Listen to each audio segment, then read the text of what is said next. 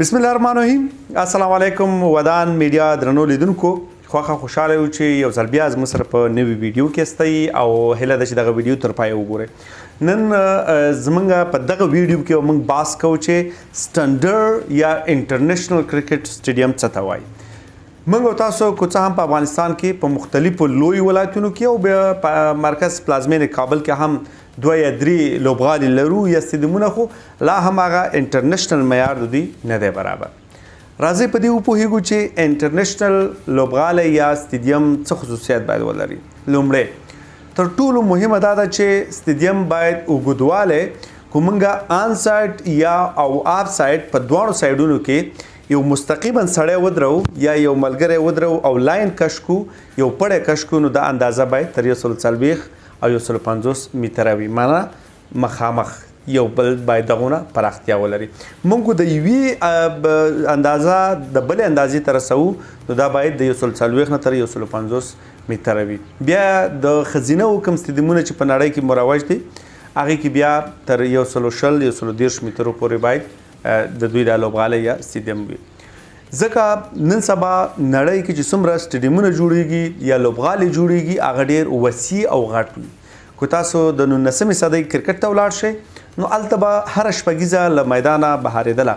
خو ولې اوس که تاسو د 2000 صدۍ کرکټ وګورئ، نو اکثره توپونه په لوبغالي کې داخل کې پاتې کیږي. ډېر کم توپونه دي چې د شپږیزې په صورت کې ډېر کم، حتی په 100 یا 3 یا 4 توپونه به له میدانه بهر کیږي.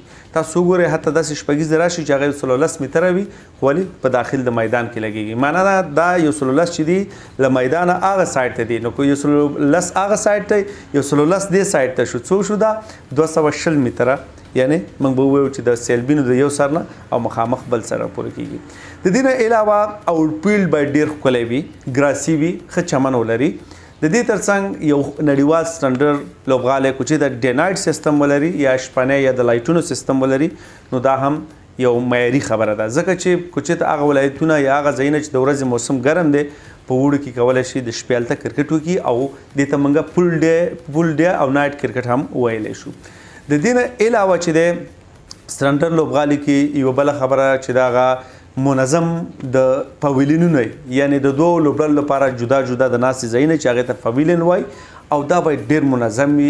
کوم فیسیلیټیز یا خصوصیتونه چې دي د یو سټنډرډ هغه باید پوره وي، په داخل کې د هغې لپاره ټول سهولتونه موجود وي. د دې نه علاوه د تړ امپایر روم دی چې په یو نړیوال سټنډرډ لوبغالي کې باید د دریم لوبڅار یا ټولو لوبڅارانو دپاره یا میچ ریفري دپاره یو منظم ځای یا روم یا کوټې جوړې شوي. کمنټري باکس ډېر مهم دی، هغه ځایونه چې تبصره کیږي او باس کیږي، په لوبه باندې خبرې اترې کیږي، نو یو ښه منظم کمنټري باکسونه هم ډېر زیات مهم دي.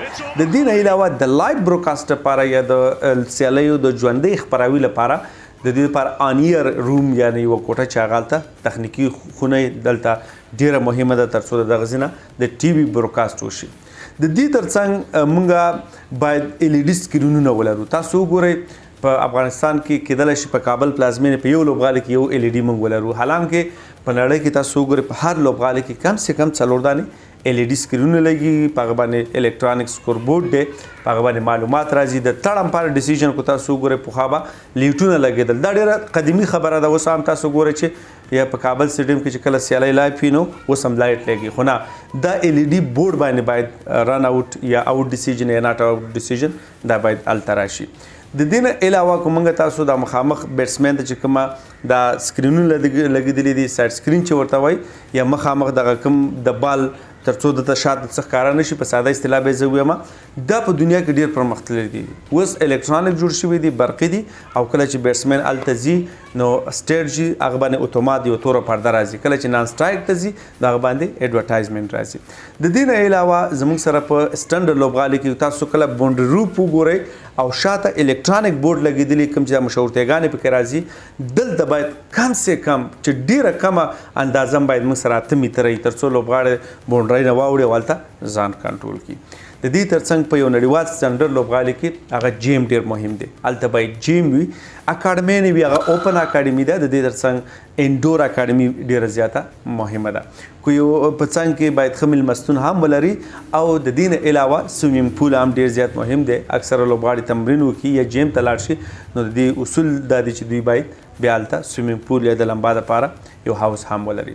نو په ټوله کې دوستانو زموږ هدف او منظور دا دی چې کوم ورور تجار یا ملګري یا حتی کرکټ بورډ یا نور نهادونه غواړي په افغانستان کې انټرنیشنل کرکټ سټیډیم جوړ کړي نو هغه څه نقاط چې موږ وویل دا باید په نظر کې ونیسي تر څو بنیادي کار وشي. کوم موږ د لومړیو سټیپ کې یو ځمکه م انتخابو باید فکر مو دا وي چې موږ انټرنیشنل کرکټ سټیډیم ته لاړ شو. ودان چینل د سره بیا هم سبسکرایب کړئ او داسې د نورو معلوماتي ویډیو لپاره زموږ سره پاتې شئ.